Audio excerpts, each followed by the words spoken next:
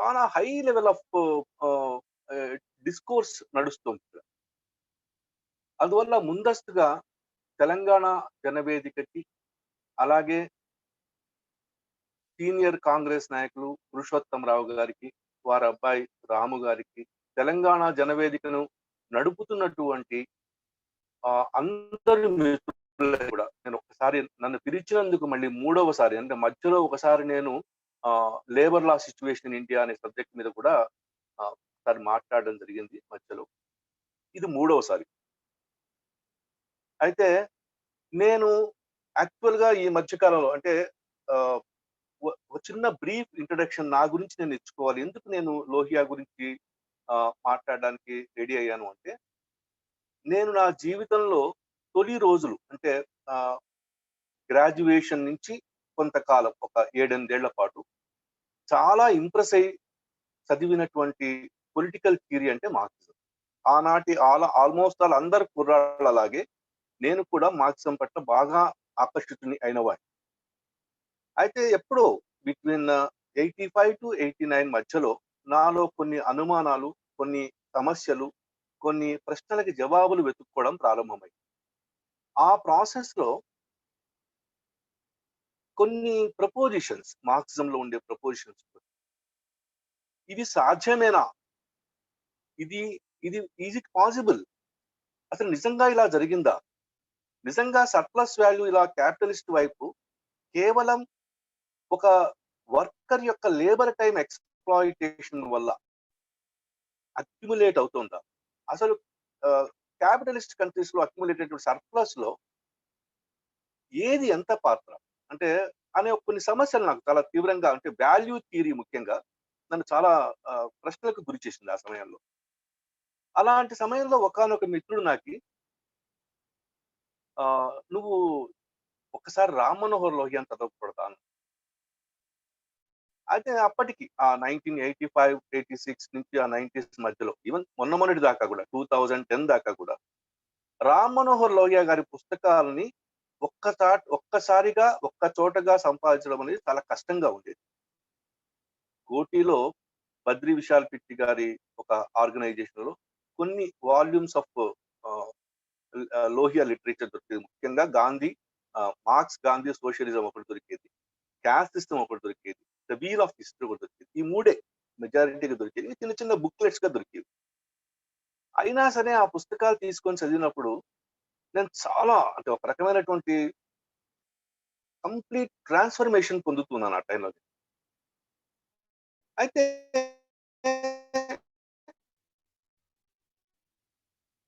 నాకున్న థియరీని కానీ, ఏ ఒక్క సిద్ధాంతాన్ని గాని, ఏ ఒక్క వ్యక్తిని గాని సంపూర్ణంగా ఇతనే ప్రపంచంలోని అన్ని సమస్యలకి పరిష్కారం చూపించగలరు అని నమ్మలేదు.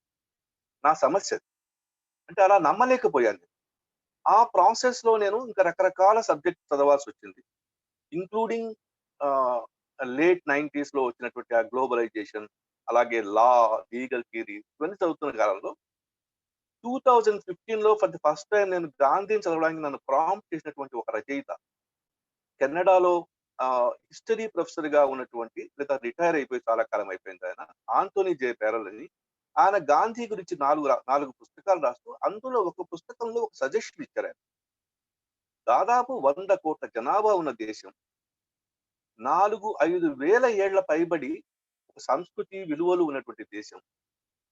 ఈ దేశం గనక తనకు తాను తనది అంటూ ఒక సొంతమైనటువంటి political theory, canon of political theory create చేసుకోలేకపోతే, తనది అంటూ ఒక రాజకీయ సిద్ధాంతాన్ని గనక తను తయారు చేసుకోలేకపోతే, ఇక అంతకంటే ప్రాబ్లమాటిక్ ఏరియా ఏముంటుంది అన్నట్టుగా సజెషన్ ఇస్తూ చెయ్యండి. ఆ ప్రయత్నం చెయ్యండి అన్నట్టుగా పుస్తకాన్ని చదివే వాళ్ళకి, పాఠకులకి ఒక సజెషన్ ఇస్తారాయన. నిజంగా ఇండియన్ పొలిటికల్ కెనాన్ ఒకటుందా? అనేది ఒక పెద్ద సమస్య. అంటే ఇవాళ రేపు మనం కుర్రాళ్ళని ఎవరిని పలకరించినా గాని 10 మంది వెస్టర్న్ ఆథర్స్‌ని ఈజీగా సైట్ చేయగలరు గానీ, భారతదేశపు చరిత్ర నుండి మీరు ఈ సమాజాన్ని మార్చడానికి ప్రయత్నం చేసిన వ్యక్తుల్ని సైట్ చేయండి అంటే, బహుశా ఒకరిద్దరిని మించి చేయలేకపోతున్నారు. కారణం ఏంటి అంటే, భారతదేశంలో జరిగినటువంటి ఒక గొప్ప ప్రక్రియ, అంటే ఒక గొప్ప ఆలోచన ప్రక్రియ దాదాపు ఒక 100 ఏళ్ల పాటు అంటే 1857 ఫస్ట్ వార్ ఆఫ్ ఇండిపెండెన్స్ అంటాం మనం. లేదా పాతకాలంలో యూరోపియన్స్ దాన్ని మ్యూటినీ అనేవాళ్ళు. ఆ ఫస్ట్ వార్ ఆఫ్ ఇండిపెండెన్స్ నుంచి 1857 నుంచి 1950స్ అంటే కాన్స్టిట్యూషన్ ఆఫ్ ఇండియా ఏర్పడి, ఇండియా ఒక రిపబ్లిక్ గా ఏర్పడడానికి మధ్య కాలంలో భారతదేశంలో కొన్ని వేల సంఘర్షణలు, వేల ఆలోచనలు సంఘర్షించాయి. అన్‌ఫార్చునేట్ గా అవి ఎక్కడ కన్సాలిడేట్ కాకుండా అయిపోయినాయి. చాలా అక్కడక్కడక్కడగా ఆహ్, ఆహ్, పీసెస్‌గా పడున్నాయి. సో, ఈ ప్రాసెస్‌లో నేను వెతుక్కున్నప్పుడు నాకు చాలా, చాలా గొప్ప గొప్ప ఫిగర్స్ నాకు గాంధీ కానివ్వండి, లోహియా కానివ్వండి, ఇన్‌ఫాక్ట్ నెహ్రూ నాకందరూ కూడా చాలా ఇష్టమే. స్వాతంత్ర పోరాటంలో ఆహ్, క్రియాపరంగా గాని, జ్ఞానపరంగా గాని పార్టిసిపేట్ చేసిన వాళ్ళందరూ కూడా నాకిష్టమైన వ్యక్తులు. ఆ ప్రాసెస్‌లో నేను ఈ మధ్య కాలంలో తిరిగి మళ్ళీ చదవాలి అనిపించిన వాళ్ళు గాంధీ, లోహియా. మూడో వ్యక్తి Dharmapal.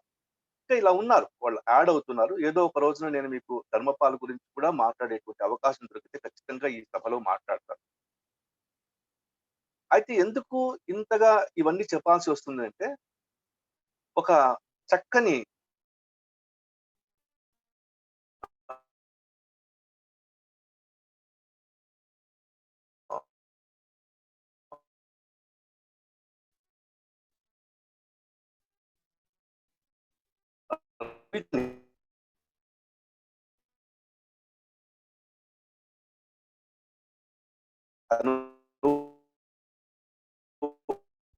moves on shall lure it back to cancel half a line, nor all thy tears wash out a word of it. అంటే నాయనా కాలం తనంత తానుగా కదిలి వెళ్ళిపోతుంది. అది రాస్తోంది, వెళ్ళిపోతుంది. రాస్తుంది, వెళ్ళిపోతుంది. తన చరిత్రను తాను సృష్టించుకుంటూ కాలం ముందుకెళ్ళిపోతుంది. ఆ ముందుకెళ్ళిపోతున్న కాలాన్ని నీవు ఎంత బాధపడ్డా, నీ తెలివితేటలు ఎంత జ్ఞానం ఉన్నా, లేదా నీవు ఎంత ఏడ్చినా, అరిచినా, కేకలు పెట్టినా, అది దానిలోని ఒక్క క్షణాన్ని కూడా నువ్వు వెనక్కి తీసుకురాలేవు. ఇది ఉమర్ ఖయాం యొక్క అద్భుతమైనటువంటి కవిత. ఒక గొప్ప జ్ఞాని, గణిత మేధావి, ఖగోళ మేధావి అయినటువంటి ఉమర్ ఖయాం కాలం గురించి చెబుతున్న మాట ఇది. నేను ఇవాళ ఎంచుకున్న టాపిక్ కూడా దాంట్లో ప్రధానంగా కాలం అనేది ఒకటి చర్చకొస్తుంది కాబట్టి నేను ఉమర్ ఖయాం కూడా కోట్ చేశాను. నిజం చెప్పాలంటే నేను ఎంచుకున్న topic doctor Ram Manohar Lohia.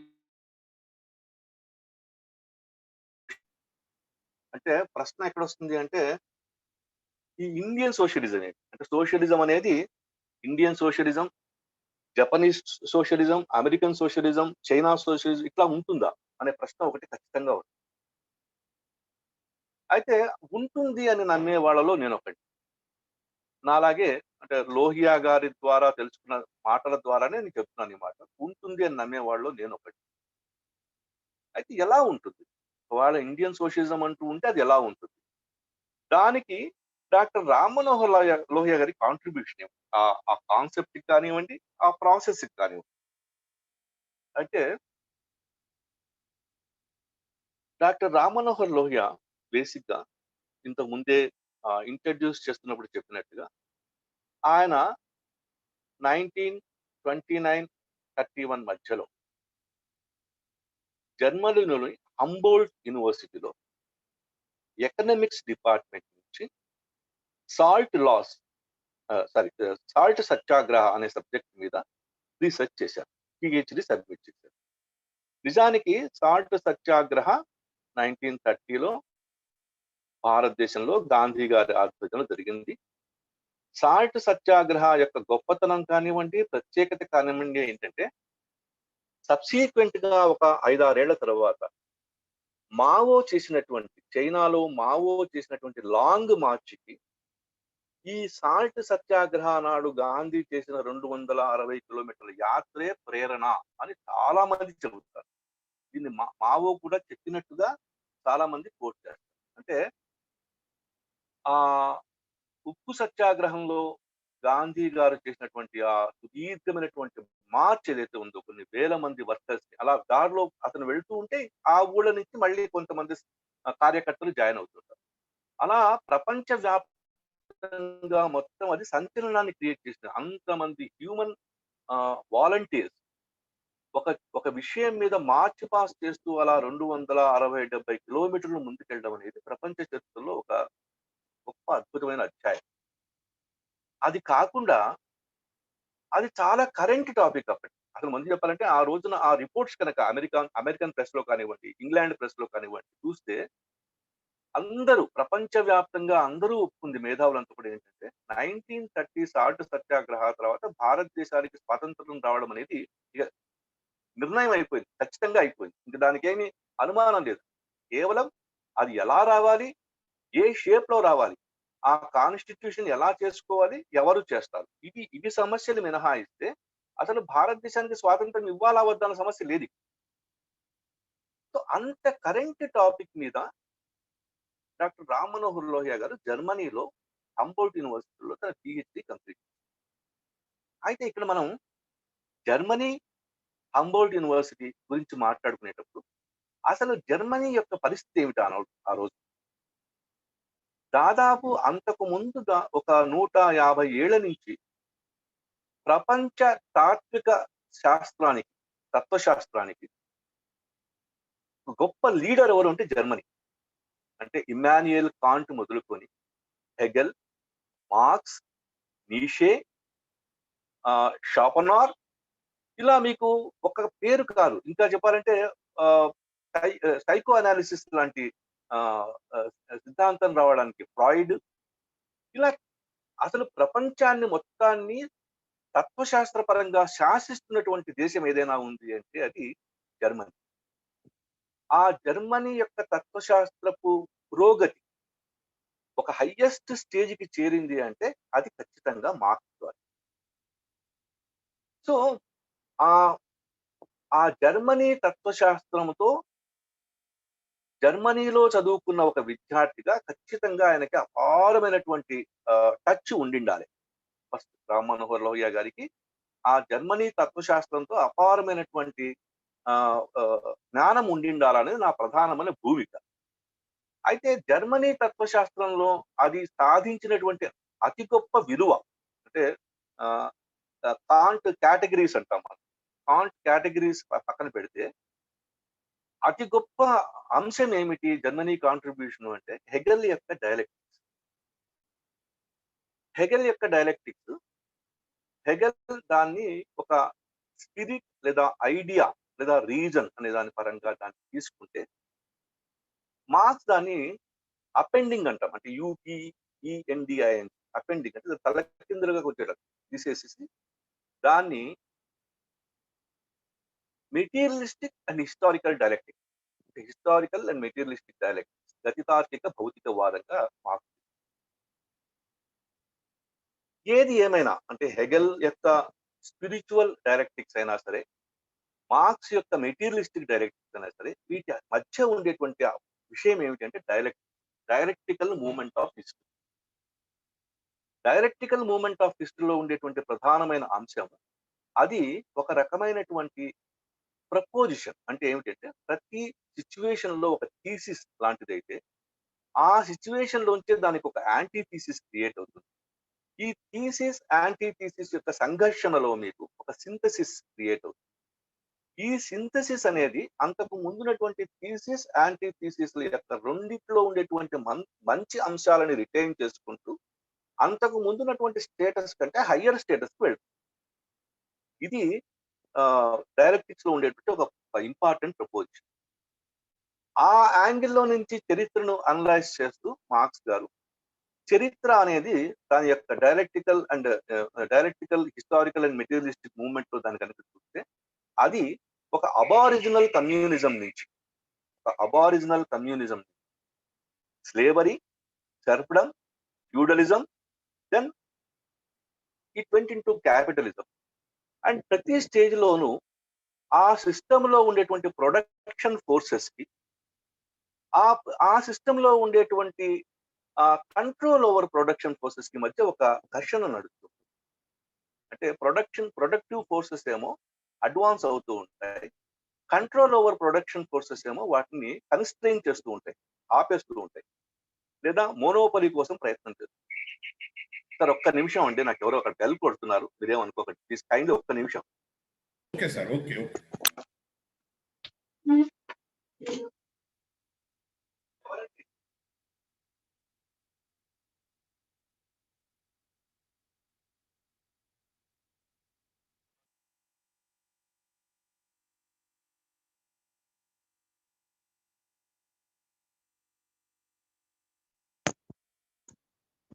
So, ఈ డైలెక్టికల్ అప్రోచ్ ఆఫ్ మార్క్స్‌లో ఉండేటువంటి ఈ ఈ ఈ ఘర్షణ, ఈ ప్రొడక్టివ్ ఫోర్సెస్‌కి కంట్రోల్ ఓవర్ ప్రొడక్టివ్ ఫోర్సెస్‌కి ఉండేటువంటి ఘర్షణ, అది చివరికి క్యాపిటలిస్ట్ సిస్టమ్ వచ్చే నాటికి ఒక అక్యూట్ స్టేజ్ తీసుకొని, ప్రొలిటేరియట్ అనేటువంటి ఒక క్లాస్ తయారవ్వడానికి కారణమవుతుంది. ఒక సోషల్ క్లాస్ లైక్ ప్రొలిటేరియట్ క్రియేట్ అవుతుంది. అది ఈ ఆ ప్రాసెస్‌లో తన దగ్గర ఎక్కువగా క్యాపిటల్‌ని అక్యుములేట్ చేసుకుంటూ, సర్ప్లస్ వాల్యూని తన వైపున క్రియేట్ చేసుకుంటూ, ఈ క్రియేషన్ ప్రాసెస్‌లో లేబర్ అనేవాళ్ళు నిరంతరం ఎక్స్‌ప్లాయిటేషన్‌కి గురవుతూ ఉంటారు. ఒక స్టేజ్‌లో వాళ్ళు అబ్సల్యూట్ పాపరైజేషన్‌కి గురవుతారు. అక్కడ ఆ సంఘర్షణ అనేది ఒక అక్యూట్ స్టేజ్‌కి వెళ్ళిన తర్వాత, ఇక దానికి 2, 3 పాసిబిలిటీస్ లైక్ అంటే ఆ సిస్టమ్‌లోనే ఒక రెవల్యూషనరీ ఎపోకల్ చేంజ్ రావచ్చు. లేదా ఆ ఘర్షణలో అనేకమే పాసిబిలిటీస్ ఉంటాయి. ఇది బేసిక్‌గా అంటే అక్కడ ఒక వాల్యూ క్రియేషన్. ఆ వాల్యూ క్రియేషన్‌లో ఆహ్, క్యాపిటలిస్ట్ దగ్గర కూరుకుపోతున్నటువంటి సర్ప్లస్ వాల్యూ, ఇదే ప్రాసెస్‌లో పాపర్ అయిపోతున్నటువంటి వర్కర్. ఈ ఘర్షణ తర్వాత వర్కర్స్ ప్రొలిటేరియట్ విజయం సాధిస్తారు. వాళ్ళు ఒక ఎప్పుడైతే ఆ క్లాస్ కాంట్రడిక్షన్స్‌ని మొత్తంగా జయిస్తారో అప్పుడు క్లాస్‌లెస్ సొసైటీ ఏర్పడుతుంది. ఇక ఆ క్లాస్‌లెస్ సొసైటీ బికాజ్ కాంట్రడిక్షన్స్ లేని సొసైటీ కాబట్టి అది క్లాస్‌లెస్ సొసైటీ. క్లాస్‌లెస్ సొసైటీ కాబట్టి దానికి స్టేట్ కూడా అక్కర్లేదు. ఎందుకంటే స్టేట్ అనేది itself is a representative of the crisis in the ah, in the society. Contradictions in the society. It's example of the contradictions in society.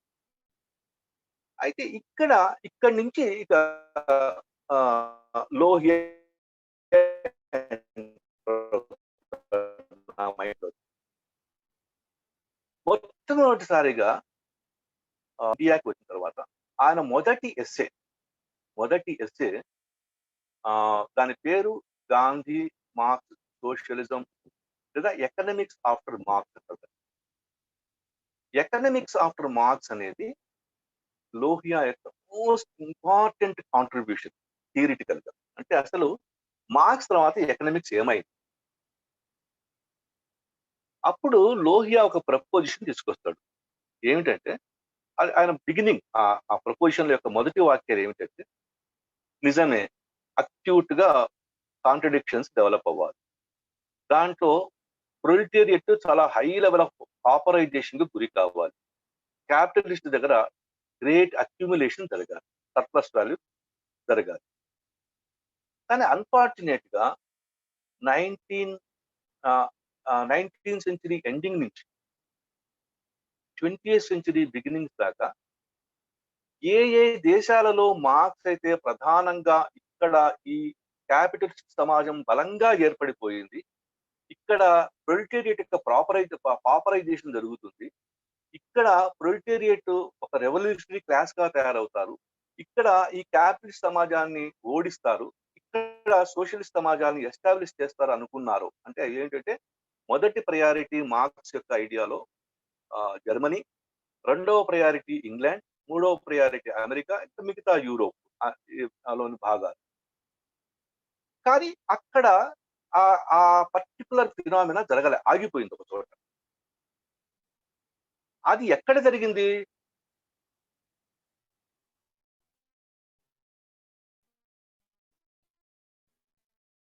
ఆర్థిక పరిస్థితి అంటే క్యాపిటలిస్ట్ చెప్పలేం కానీ సరిగ్గా డెవలప్ కానటువంటి ఇంకా అప్పుడప్పుడే ఒక ఫోర్త్ ఫిఫ్త్ స్టేజ్ లో ఉన్నటువంటి రష్యాలో ఫస్ట్ రెవల్యూషన్ వచ్చింది. ఇలా ఎందుకు జరిగింది అంటే సరే లెనిన్ యొక్క కాంట్రిబ్యూషన్ అద్భుతమైన కాంట్రిబ్యూషన్ ఉంది. ఆయన మార్క్సిస్ట్ థియరీలో నుంచే ఒక wonderful idea what to be done లో కానివ్వండి, లేకపోతే లెనిన్ ఆన్ ట్రేడ్ యూనియన్స్ కనుక చదివితే ఆయన అసలు ట్రేడ్ యూనియన్ అంటే వర్కింగ్ క్లాస్ దానికా వదిలేస్తే ఆ పొలిటికల్ కాన్షియస్నెస్ రాదు. దాన్ని intellectual leadership, political leadership lead చేయాలి దాన్ని అని ఒక ప్రపోజిషన్ తీసుకొచ్చేసి పార్టీ పరంగా దాన్ని డెవలప్ చేస్తారు. అది వేరే విషయం. అది ఇప్పుడు అయితే ఇక్కడి నుంచి లోహియా యొక్క ఆలోచన స్టార్ట్ అవుతుంది. అయితే ఎందుకు మార్క్స్ అనుకున్నట్టుగా ఆ సమాజాలలో ఆ ప్రొలిటేరియట్ రెవల్యూషన్ రాలేదు. రాకపోగా అక్కడ ప్రొలిటేరియట్ పాపరైజేషన్ గురి కాకుండా వాళ్ళు ఎకనామిక్ గా కొంత సౌండ్ స్టేజ్ కి వెళ్ళిపోయారు. కొంత బెటర్ స్టేజ్ కి వెళ్ళిపోయారు. కొంత ఎకనామిక్ కంఫర్ట్స్ ఎక్కువ తీసుకున్నారు. సో ఇది ఇలా ఎలా జరిగింది ఈ ఈ ఫినామినా? అక్కడ అక్కడ లోహియా యొక్క ఇంటర్వెన్షన్ ఏమిటి అంటే ఆహ్, ఆ పాపరైజేషన్ జరగకపోవడానికి ప్రధానమైన కారణం, అలాగే ఆ సమాజాల్లో సర్ప్లస్ క్రియేట్ అవ్వడానికి ప్రధానమైన కారణం కొలోనియల్ దేశాలు అంటే ఆహ్, కాలనీస్ గా ఉన్న దేశాలు ఏషియా కానివ్వండి, ఇండియా కానివ్వండి, లేకపోతే ఆఫ్రికన్ కంట్రీస్ కానివ్వండి, అమెరికా కానివ్వండి, ఇవి సప్లై చేసినటువంటి హ్యూజ్ అమౌంట్ ఆఫ్ వెల్త్. ఇది దానికి ఆ సమాజాల్లో వెల్త్ క్రియేషన్ కి ప్రధానమైన కారణము. అయితే మార్క్స్ కేవలం ఒక అంటే మార్క్స్ యొక్క తప్పు కూడా ఏం లేదు దాంట్లో. మార్క్స్ ఏమంటాడంటే ఆయన చాలా గొప్ప సైంటిస్ట్ ఆయన. సో ఆయన అప్పటికి ఉన్నటువంటి న్యూటన్ లాస్ ఆఫ్ ఫోర్సెస్ ఏవైతే ఉన్నాయో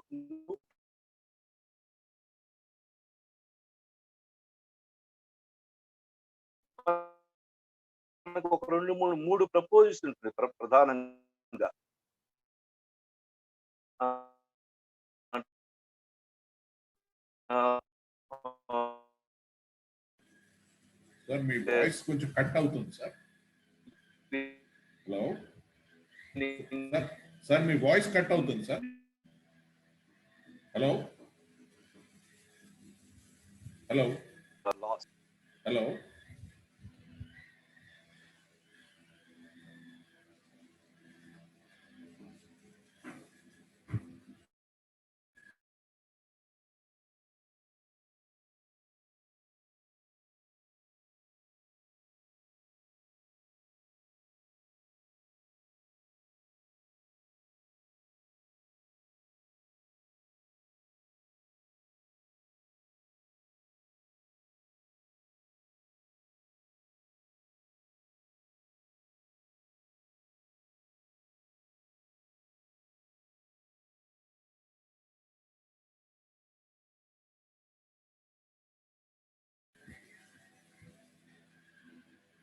kindly bear for 2 minutes. I think he's setting it right. There may be some problem with his Wi-Fi. Please hold on. Thank you.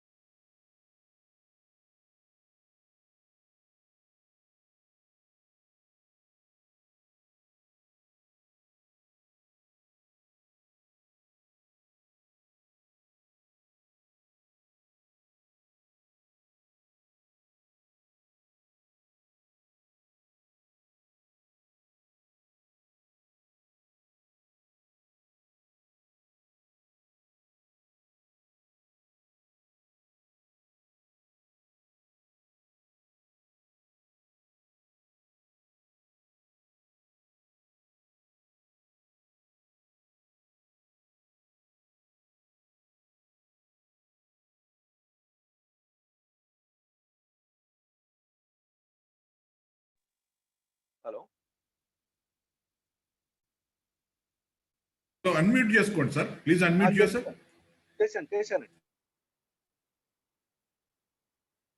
Sir. Okay okay sir. Hello, continue sir. ఓకేనా sir? So ఆ surplus value creation ఆ societies లో అవి internal గా జరిగిన mechanism గా మాకు ఊహిస్తే, అంటే ఒక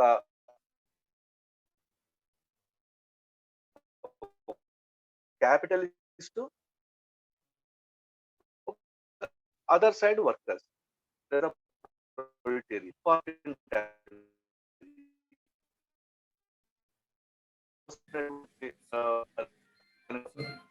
సార్ మీ వైఫై లేదో ప్రాబ్లం ఉన్నట్టుంది సార్.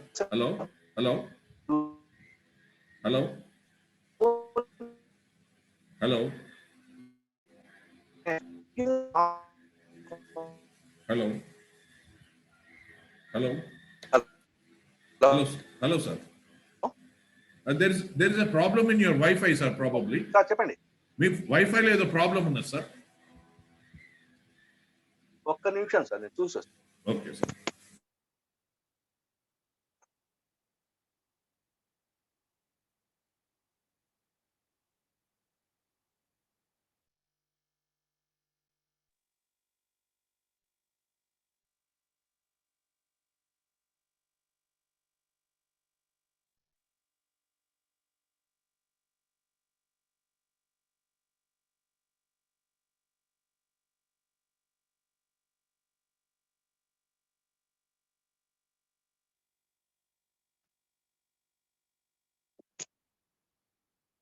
Hello, yes sir.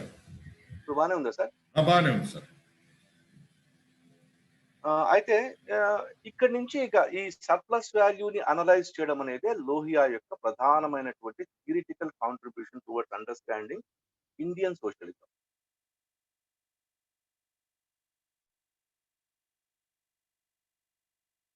ఇక్కడ ఆయన ఏం చేస్తారంటే,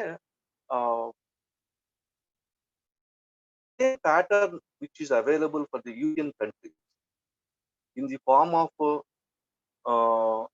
capital accumulation from the colonial exploitation. అది చాలా ఇప్పుడు కొలోనియల్ కంట్రీస్ గా ఉండి ఫ్యూచర్ లో లిబరేట్ అయ్యేటువంటి అవకాశం ఉన్న ఈ కంట్రీస్ వేటికి కూడా this possibility of accumulation of wealth through colonial exploitation అనేది జరగదు. కాబట్టి the path taken by the Europe in terms of understanding Marxism cannot be as it is applied to the Indian context అనేటువంటిది ఈయన యొక్క marks Lohia యొక్క ప్రధానమైనటువంటి ప్రాతిపదిక. ఇక దీనికి రెండవ ఆస్పెక్ట్, అంటే దీనికి ఈ మొత్తం మార్క్సిస్ట్ నారేటివ్ లో ఉండేటువంటి రెండవ ఇంపార్టెంట్ నారేటివ్ ఏమిటి అంటే అండర్స్టాండింగ్ ద హిస్టరీ. అంటే మనం ఇంత ముందే అనుకున్నాం, అంటే dialectical and materialistic approach towards the history ఏదైతే ఉందో, హిస్టారియోగ్రఫీ ఆఫ్ మార్క్సిజం.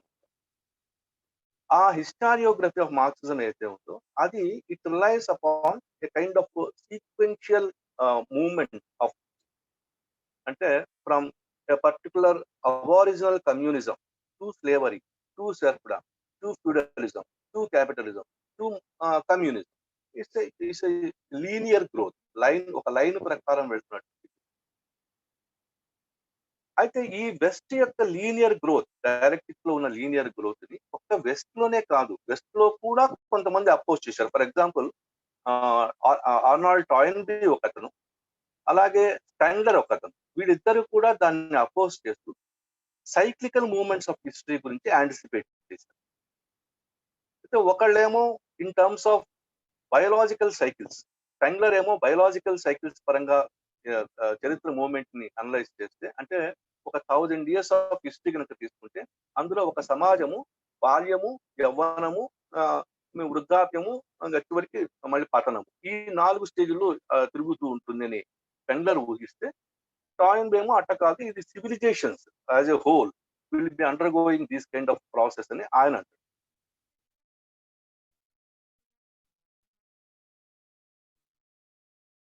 అయినా కానీ ఇది ప్రధానంగా ఈ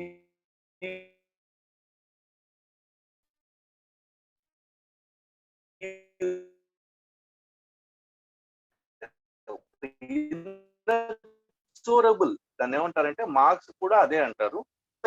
మీరేమి contradiction in the society. Inevitably, there will be some progressive forces, and inevitably, progressive forces will win over the earlier. So ఈ ఇన్ఎవిటబిలిటీ ఆఫ్ లాస్ అనేది, హిస్టారికల్ లాస్ అనేది ఈ ఈ హెగిలియన్, మార్క్సియన్ అండ్ ఈవెన్ వాళ్ళిద్దరిని కాదనే కాంట్రడిక్ట్ చేసినటువంటి స్టెంగ్లర్లోను, తర్వాత టాయన్బిలోను కూడా కనపడుతుంది. ఇండియాలో కూడా మనకి కాలం అనే దానికి కాలచక్ర అంటే ఒక సైక్లిక్ మూమెంట్ ఆఫ్ టైం ని మనం కూడా గమనిస్తాం. సైక్లిక్ మూమెంట్ ఆఫ్ టైం అనేది ఇండియాలో ఉంది, ఆల్మోస్ట్ ఆల్ ఏషియన్ కంట్రీస్ లో ఉంది, అలాగే వెస్ట్ లో కూడా ఉంది.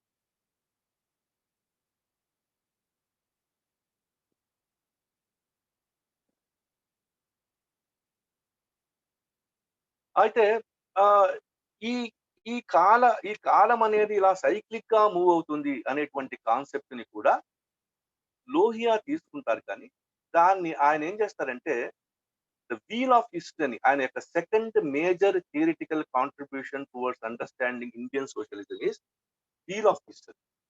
యాక్చువల్ గా ఎకనామిక్స్ ఆఫ్టర్ మార్క్స్ రాసిన తరువాత కొంతకాలం నిజం చెప్పాలంటే లోహియా గారు చాలా డిసప్పాయింటెడ్ గా ఉన్నారు. ఎందుకంటే ఆయన అనుకున్నంత సిగ్నిఫికెన్స్ కానీ, అనుకున్నంత ప్రాచుర్యం కానీ ఇంటెలెక్చువల్ సర్కిల్స్ లో ఎకనామిక్స్ ఆఫ్టర్ మార్క్స్ కి రాలేదు. సో అయినా కానీ చాలా కాలం డిసప్పాయింటెడ్ గా ఉన్న తర్వాత ఆయన మళ్ళీ వీల్ ఆఫ్ హిస్టరీ ఒక పుస్తకం రాస్తూ దాంట్లో హిస్టారికల్ లాస్ అంటే చారిత్రకమైనటువంటి సూత్రాలు ఏవైతే ఉన్నాయో వాటి ఇనెక్సోరబిలిటీ అయితే ఉందో వాటిని ఎగ్జామిన్ చేస్తూ ఆ కంక్లూజన్, ఆ వీల్ ఆఫ్ హిస్టరీ యొక్క కంక్లూజన్ ఎక్కడికి తీసుకెళ్తారంటే చరిత్ర యొక్క సూత్రాలు ఏవైతే ఉన్నాయో అవి ఇనెక్సోరబుల్ కాదు, వాటికి హ్యూమన్ ఇంటర్వెన్షన్ ద్వారా మనము మార్చవచ్చు.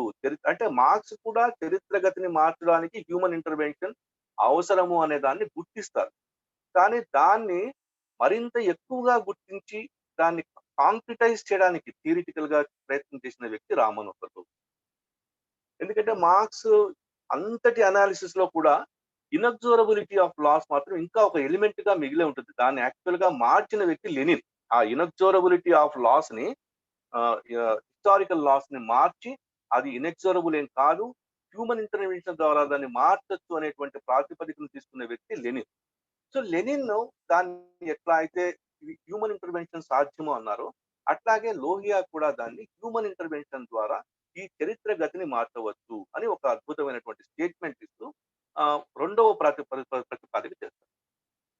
ఇక మూడవ ప్రతిపాదన అంటే లోహియా యొక్క మూడవ ప్రతిపాదన ఏమిటంటే భారతదేశాన్ని అర్థం చేసుకోవడానికి, భారతదేశంలో సోషలిజాన్ని ఇంప్లిమెంట్ చేయడానికి అత్యంత ప్రధానమైనటువంటి అంటే భారతదేశంలో వర్గ నిర్మాణము జరగకపోవడానికి ఆర్థిక పరిస్థితులతో పాటుగా ఇంకొక ప్రధానమైన కారణం ఉంది, అది కుల వ్యవస్థ. కాబట్టి భారతదేశంలో కుల వ్యవస్థని అర్థం చేసుకోకుండా మీరు భారతదేశంలో సోషలిజం గురించి మనము ప్రపోజ్ చేయలేము అనేటువంటిది లోహియా యొక్క మూడవ ప్రధానమైన ప్రాతిపదిక. నిజం చెప్పాలంటే దాదాపు 1980ల దాకా కూడా మెయిన్ స్ట్రీమ్ మార్క్సిస్టులు కుల సమస్యని ఒక ప్రధానమైన సమస్యగా తీసుకోలేదు. అంటే అసలు పూర్తిగా గుర్తించలేదు అని చెప్పలేదు. వాళ్ళు గుర్తించారు కానీ దాన్ని ఒక ప్రధానమైన సమస్యగా తీసుకోలేదు. వర్గ సమస్య నిర్మూలనలో భాగంగానే కుల సమస్యను కూడా ఒక పార్ట్ గా చూశారు. అయితే కుల సమస్య ప్రధానమైన సమస్య అని ప్రతిపాదన తీసుకొచ్చిన వ్యక్తి డాక్టర్ అంబేద్కర్. లోహియా ఏం చేస్తారంటే అయితే డాక్టర్ అంబేద్కర్ ఏమో కుల సమస్యని పరిష్కరించేటువంటి మార్గాలు కానీ లేదా కుల సమస్యని అర్థం చేసుకునేటువంటి ప్రాసెస్ కానీ ఆయన spiritual and religious text of India, Manudharma, లేకపోతే దానికి images available in Vedas, Upanishad, లేకపోతే పురుష సూక్త, ఇలాంటివి తీసుకొని దాని ద్వారా కుల వ్యవస్థని అనలైజ్ చేయడానికి ప్రయత్నం చేస్తారు. కానీ లోహియా ఈ రెండిటికి భిన్నంగా అంటే మార్క్సిస్టులు పూర్తిగా ఇగ్నోర్ చేసేసిన ఏరియాని తీసుకొని పూర్తిగా అంబేద్కరైట్ యొక్క రిలీజియస్ ఆర్గ్యుమెంట్స్ కాకుండా political economy oriented analysis of caste చేసిన వ్యక్తి ఎవరు అంటే it is again Lohia. Lohia for the first time propose చేసినటువంటిది ఏమిటి అంటే కులము వర్గము అనేవి నిరంతరం ఇటు అటు మార్పులకు లోనవుతుంటాయి. అంటే ఒక బాగా ఏమంటుంది రిజిడ్ గా మారిపోయినటువంటి ఒక వ్యవస్థలో కులం పుట్టుకొస్తుంది. లూజ్ గా ఉండి మార్పులకు అవకాశం ఉన్నటువంటి స్థితిలో క్లాస్ వస్తుంది. అంటే ఈ క్లాస్ అండ్ క్యాస్ట్ ఈ మొబిలిటీ ఏదైతే ఉందో అంతకు ముందు మార్క్స్ ఏమంటాడంటే the entire history is the moment of is the history of the moment of classes. ఈయనేమంటారంటే Lohia the entire history is the moment of caste into classes and classes into caste. So caste creation కి ప్రధానమైన కారణము religion కూడా ఒక భాగమే. Religion అనేది ఒక ఒక డాగ్మాని క్రియేట్ చేస్తుంది. దాని ప్రధానమైన కారణము ఆ సొసైటీ ముఖ్యంగా ఇండియన్ సొసైటీ తీసుకున్నటువంటి పొలిటికల్ ఎకానమీ. దానికి సొల్యూషన్స్ పొలిటికల్ ఎకానమీలో ఉన్నాయి.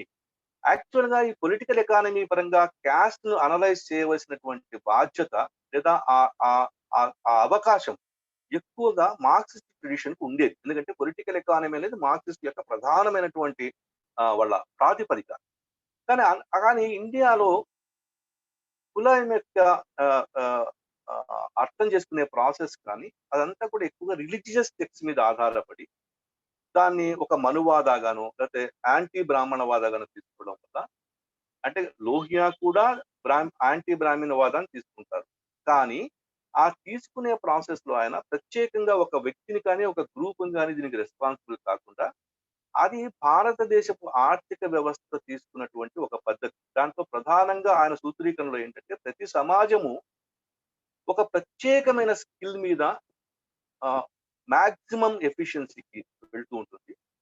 ఆ వెళ్లే ప్రాసెస్ లో మిగతా ఏరియాస్ లో దాని ఎఫిషియన్సీని కోల్పోతుంది. అప్పుడు ఆ ఎదుగుదలలో ఉన్నటువంటి క్లాస్ ఫార్మేషన్ కాస్త ఆ రిజిడిటీ వచ్చే నాటికి క్యాస్ట్ గా మారుతూ ఉంటుంది. ఎప్పుడైతే ఈ efficiency maximum efficiency in one direction నుంచి సమాజాలు total efficiency into all the directions కనుక చేయగలిగితే అప్పుడు ఈ కుల వ్యవస్థని మనం ట్యాకిల్ చేయగలము. ఈ కుల వ్యవస్థ యొక్క నిర్మాణాన్ని ఆపగలము. లేకపోతే ఈ కుల నిర్మాణాన్ని ఆపలేము అనే ప్రతిపాదన లోహియా తీసుకుంది. సో బేసిక్ గా లోహియా యొక్క కాంట్రిబ్యూషన్ అండర్స్టాండింగ్ ఇండియన్ సోషలిజంలో ఆయన 4వ ప్రతిపాదన ఏమిటి అంటే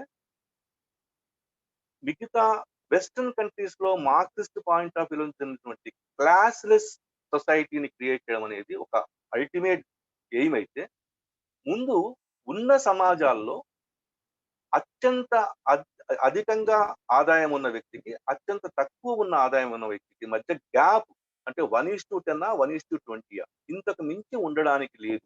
ఇంతకు మించి ఉండడానికి లేకుండా అంటే ఇలా 1:20 లేదా 1:10 అనే ఒక రేషియోని క్రియేట్ చేసి సిస్టమ్ ని కంట్రోల్ చేయడం ద్వారా అంటే నేనేదో ఎదగలేకపోతున్నాను, నా వ్యక్తిగత స్వేచ్ఛను మీరు ఆపేస్తున్నారు అనే అవకాశం లేకుండా 1:20 స్కోప్ ఉంటుంది. అట్లాగే మిగతా వాళ్ళకు కూడా ఆ రేంజ్ లోనే ఉండటం వల్ల ఒక economic activity distribution of wealth అనేది బాగా ప్రాపర్ గా జరుగుతుంది అనేటువంటి ఇంకొక ప్రతిపాదన లోహియాలో మనకు కనపడుతుంది. సో ఇక్కడ అంటే ఆయన ఏం చేశారంటే లోహియా ఆయన పాంచమరీ థీసిస్ అని ఒక థీసిస్ లో ఆయన 7 రెవల్యూషన్స్ గురించి చెప్తారండి. సప్తక్రాంతి అంటారు. అంటే రెవల్యూషన్ అంటే ఈక్వాలిటీకి సంబంధించిన రెవల్యూషన్ అనేది అది కేవలం ఒక ఆర్థిక ప్రాతిపదికలో ఈక్వాలిటీ సంపాదించడం వల్ల మాత్రమే రాదు. దాని యొక్క ఈక్వాలిటీని సంపాదించాలంటే మనము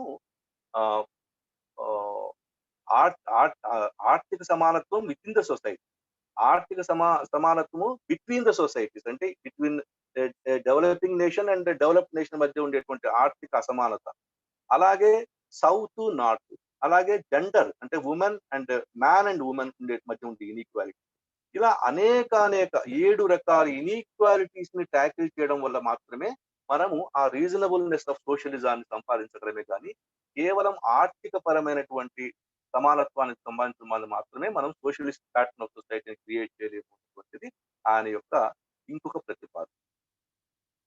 ఇలా అంటే లోహియా యొక్క ప్రత్యేకత లేదా లోహియా నాటి కాలము నాటి అనేక మంది ఇండియన్ ఇంటెలెక్చువల్స్ యొక్క ప్రత్యేకత ఏమిటంటే వాళ్ళు చాలా విషయాలు మాట్లాడి ఉంటారు.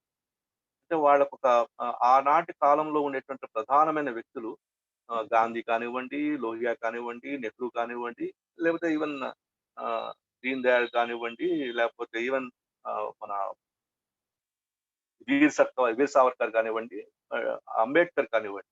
వాళ్ళు అనేక విషయాల మీద చర్చించుతూ ఉంటారు. కానీ అన్ని విషయాల్ని మనము ఒక సూత్రీకరణలోకి తీసుకోలేము. ఎందుకంటే లోహియా చాలా ఎక్స్‌టెన్సివ్‌గా రాశారు. అప్పుడు నేను చెప్పాను కదా! 1980స్‌లో మాకు లోహియన్ లిటరేచర్ ఒక పట్టాన సాధ్యమయ్యేది కాదు. ఇప్పుడు 2011లో ఆహ్, మస్రాన్ కపూర్ అండ్ అదర్స్ వాళ్ళు ఎడిటర్స్‌గా ఉండి దాదాపు 9 వాల్యూమ్స్ యొక్క లోహియన్ లిటరేచర్‌ని కంప్లీట్‌గా రిలీజ్ చేశారు.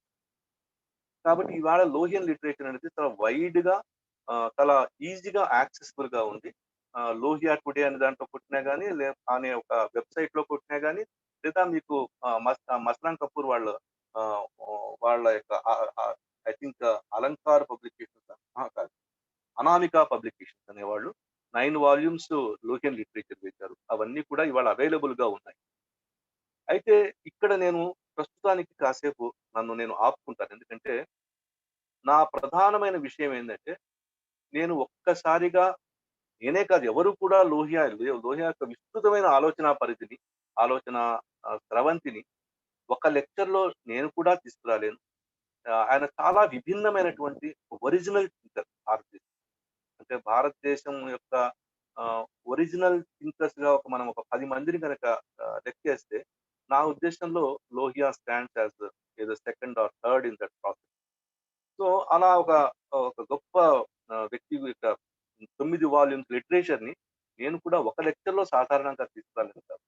ఇక్కడ నేను ప్రస్తుతానికి ఈ టాపిక్‌ని ఆపి, నాకు ఈ అవకాశం ఇచ్చిన మీ అందరికీ కూడా కృతజ్ఞతలు చెప్పుకుంటూ, ఈ డిస్కషన్‌ని ఓపెన్ చేసి ఏదైనా ప్రశ్నలు, జవాబుల మార్గంలో మనం అవకాశం ఇస్తే ఆలోచిద్దామని మీకందరికీ తెలుపుకుంటూ, మరొక్కసారి నేను మీ అందరికీ చెప్పేదేంటంటే నాకు తెలిసి నేనెప్పుడూ కూడా నేను మార్క్సిస్ట్‌ని, నేను గాంధీయన్‌ని, నేను లోహియన్‌ని అనేటువంటి ఆలోచన నా మైండ్‌లో ఎప్పుడు ఉండదు. ఎందుకంటే నేనసలు అలాంటి థియరీస్‌నే ఒప్పుకోను. అనేక అంశాలు జీవితంలో వస్తూ ఉంటాయి. అనేక అంశాల మీద మనం అప్పటికప్పుడు అనేకమైనటువంటి సొల్యూషన్స్ తీసుకోవాల్సి లోహియానే ఒక చోట అంటారు ఏంటంటే, "no single man's idea can be the decisive factor" అని. ఒక మనిషి యొక్క ఒక వ్యక్తి యొక్క ఆలోచన మొత్తం ప్రపంచానికి అన్ని మార్పులకి ఒక ప్రాతిపదిక కాదు అని చెప్పి.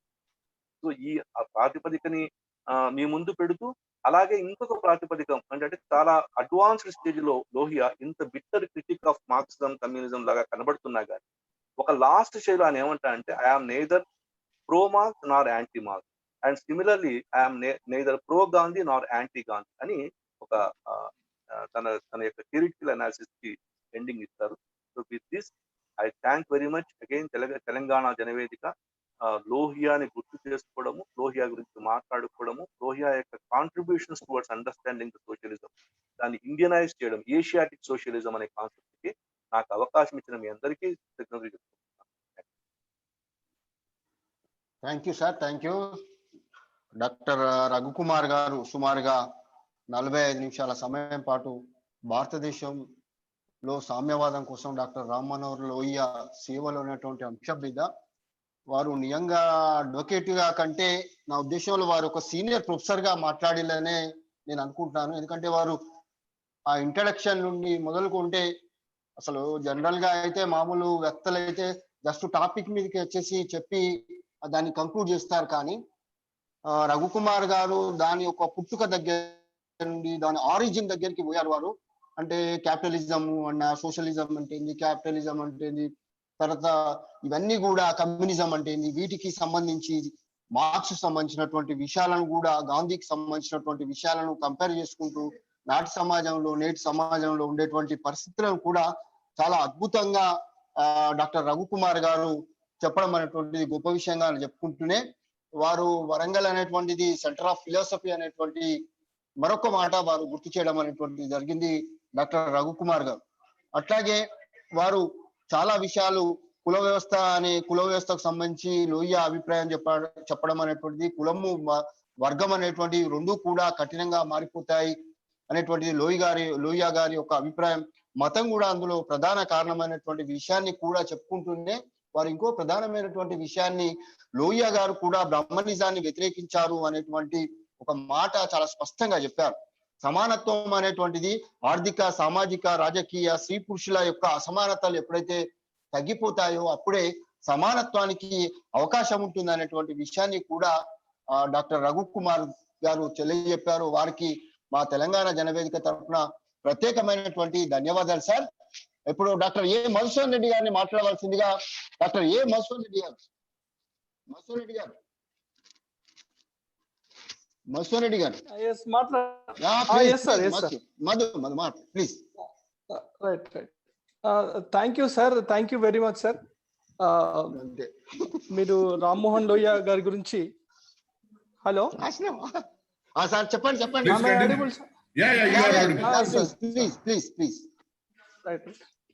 సార్, చాలా కృతజ్ఞతలు సార్. మీరు రామ్మోహన్ లోయ గురించి చాలా విషయాలు చెప్పారు. అయితే ఇంకా కొంచెం డిస్టర్బెన్స్ వచ్చింది సార్. మీ అది టెక్నికల్ ప్రాబ్లమ్ తోని చాలా డిస్టర్బెన్స్ వచ్చింది. ప్రధానంగా కాస్ట్ గురించి చెప్పేటప్పుడు అది రామ్మోహన్ లోయ గారు చెప్పిన విషయం స్పష్టంగా అది మేము వినలేకపోయాం సార్. ఒకటి అయితే ఒక రెండు విషయాలు మాత్రము అది స్పష్టంగా మార్క్స్ మీద. ఒకటి సర్ప్లస్ వాల్యూ. ఈ సర్ప్లస్ వాల్యూ పైన కార్ల్ మార్క్స్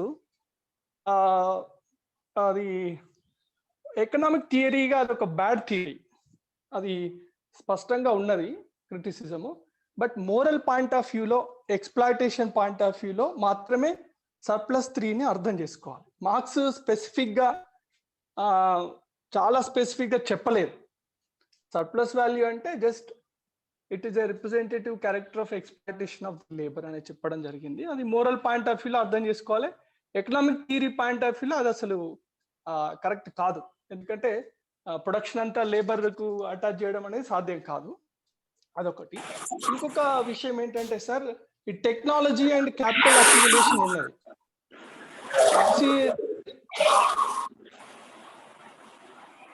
రామ్మనోహర్ లోయ గారు ఇంత టెక్నాలజికల్ చేంజెస్ జరుగుతాయని ఊహించలేదో మనకు తెలియదు. ఎందుకంటే ఈ మొత్తం మార్క్సిజము టెక్నాలజీ బాగా డెవలప్ అయ్యి మనుషులకి ఎంప్లాయ్మెంట్ పోతుంది, క్యాపిటల్ అక్యుములేషన్ బాగా జరిగి ఆ క్యాపిటలిస్ట్లకు కూడా అసలు ప్రాఫిట్స్ రావు. ఎందుకు అంటే వాళ్ళు అక్యుములేటెడ్ ప్రాపర్టీ అంతా వాళ్ళ చేతిలో ఉన్నప్పుడు లేబర్ వాళ్ళకి ఎంప్లాయ్మెంట్ రావడం వల్ల ఎంప్లాయ్మెంట్ పోతుంది, వాళ్ళకు కొనుగోలు శక్తి తగ్గిపోతుంది, అసలు డిమాండ్ అనేది ఉండదు. కాబట్టి ఆ విధంగా ఎకానమీ అంతా కుదిరింటది, క్యాపిటలిస్ట్లకు ప్రాఫిట్స్ రావు, టెక్నాలజీ వల్ల ఇది జరుగుతుంది, దాంతో లేబర్ అంతా యునైట్ అవుతారు, క్యాపిటలిస్ట్ చేస్తారని చెప్పడం జరిగింది. అయితే ఈ మధ్య థామస్ పికెట్ క్యాపిటల్ అనే పుస్తకంలో అతను చెప్పింది ఏంటంటే మార్క్స్ ఈ టెక్నాలజీ ప్రోగ్రెస్ అనేది కంటిన్యూస్ గా ఉంటుందని గుర్తించలేదు. ఎట్లా అంటే క్యాపిటల్ అక్యుములేట్ అయినప్పటికీ టెక్నాలజీ మారుతూ ఉంటుంది. ఆటోమొబైల్ నుంచి సాఫ్ట్వేరు ఇట్లా టెక్నాలజీ ఎప్పుడు ఎవర్గా మారుతూ ఉంటుంది. అలా మారడం వల్ల క్యాపిటల్ అనేది కొద్ది మంది చేతుల్లో అక్యుములేట్ కాదు. ప్రపంచంలో వచ్చిన ఈ టెక్నాలజీ అనేది ఈ విధంగా ఉన్నది.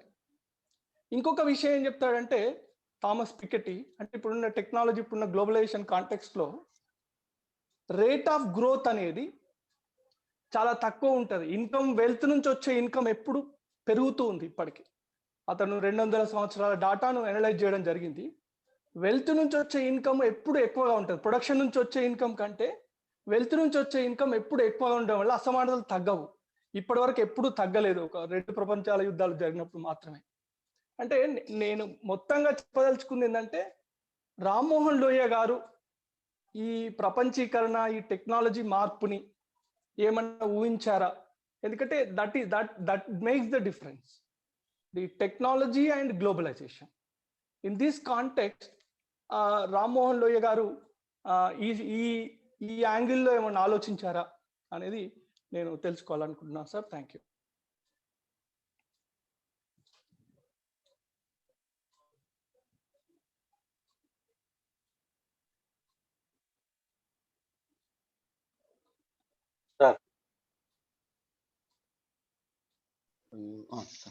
థ్యాంక్ యూ మధుసూదన్ రెడ్డి గారు, thank you sir.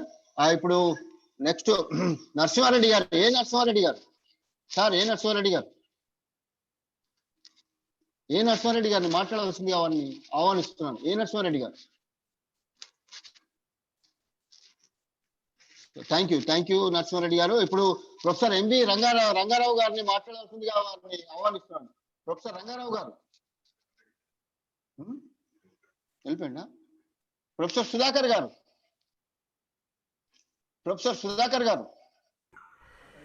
Well, thank you Yes, very sir, much. please. Yeah, thank you very much, Sir. Kumar Garu. You have very elaborately, within a shortest span of time, you could able to explain about many things which are not being actually known by many people of this generation. చాలా మందికి రామ్మోహన్ లోహియా కానీ మిగతా ఈ స్వతంత్ర సమరయోధుల గురించి ఎక్కువ సమాచారం ఎందుకో ఈ మధ్యకాలంలో మనకు అందుతలేదు. కానీ నాకు ఈ సమాచారాన్ని రాము గారు పంపగానే కాస్త ప్రయోగం చేస్తున్నాడు. ఏమిటి రామ్మోహన్ లోహియా గారి కాంట్రిబ్యూషన్ అంటే, ఆయన పేరు ఒక పెద్ద ఇన్స్టిట్యూషన్ ఉంది, మా లా కాలేజీ ఉంది ఉత్తరప్రదేశ్లో. అదే కాకుండా నాకున్న కాస్త బిజీ ఉన్న మిగతా టైంలో ఇప్పుడు చూసినట్టయితే అతని యొక్క ఆలోచన విధానానికి బాగా నచ్చింది ఏమిటంటే, కాంగ్రెస్ లేబర్గా ఉండి ఒక లెఫ్టిస్ట్ లేబర్గా తయారై తర్వాత సోషలిస్ట్ పార్టీని ఎవాల్వ్ చేసి బహుశా కొంతకాలం జేపీతో పనిచేసినట్టున్నది. కానీ జయప్రకాష్ నారాయణకు ఉన్నటువంటి సైంటిఫిక్ సోషలిజానికి కొంచెం భిన్నమైన సోషలిజాన్ని కూడా అతను ప్రతిపాదించినారు. నాకు బాగా నచ్చింది ఏమిటంటే, నెహ్రూ గారితో పోటీ చేసి సరే ఒక మొదటిసారి ఓడిపోయినారు, కానీ తర్వాత కనీసం 2-3 సార్లు పార్లమెంట్లో తన విద్వత్తును ప్రదర్శించిన చరిత్ర కూడా ఉన్నది. ఎంత సామాన్యమైన పుట్టి సామాన్య contributed enormously to the parliament, and his thoughts and discussions are available in the records of the parliament, which shows his concern for human rights, almost the so-called annihilation of caste system that is actually a burning problem of society, the present society. And also other thing that I could catch this, but he was against the Indian participation in Second World War. అది నాకు కాస్త ఆనందం. ఎక్కువ నేను study చేయలేదు, కానీ నిజంగా చాలామందికి ఉన్న ఉద్దేశం ఏంటంటే, ఈ 2వ ప్రపంచ యుద్ధం లోపల భారతదేశం కూడా తన యొక్క హెల్ప్ చేసినట్టయితే రేపు భవిష్యత్తు లోపల ఏదో స్వతంత్రం తొందరగా రావడానికి అవకాశం ఉన్నది అనుకున్నారు.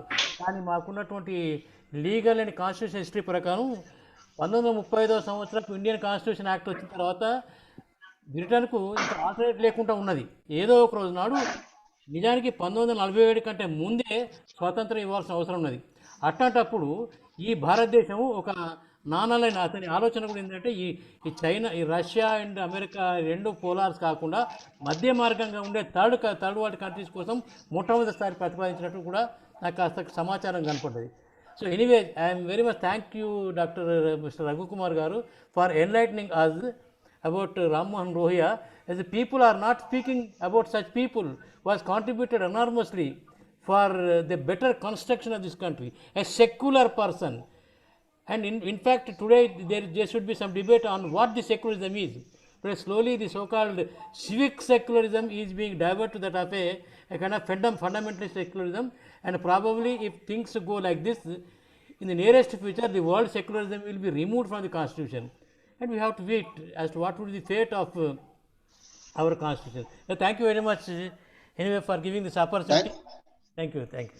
sir. Thank you Professor Sudhakar garu. Ippudu Dr. Lakshmi Prasad garni maatladalsindiga Dr. Lakshmi Prasad garu and James Prashant, please. James.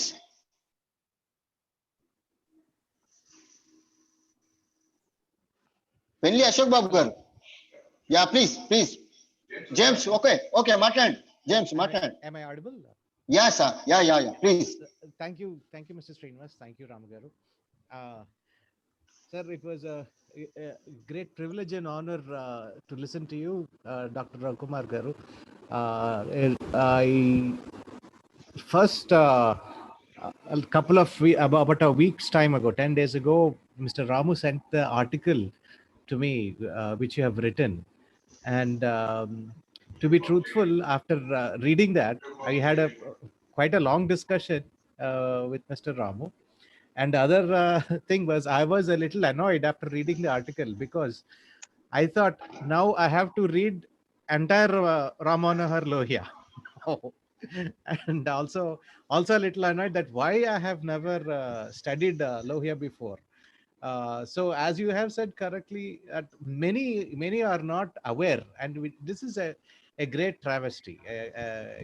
This is a huge disappointment again, that a lot of us have not truly understood, not heard his name, but what his contribution was, and his immense contribution, what it is. And you have put it across in such a way that now I'm compelled to read all his books. And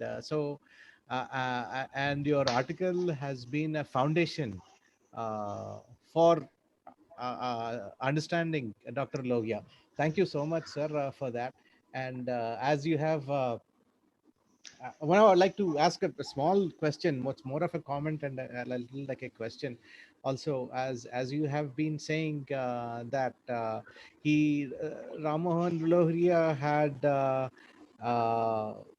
worked on a different method than dialectical and cyclical. He worked on a method as chakra, as you have written in your article. And there he says that that chakra can be broken through the human will.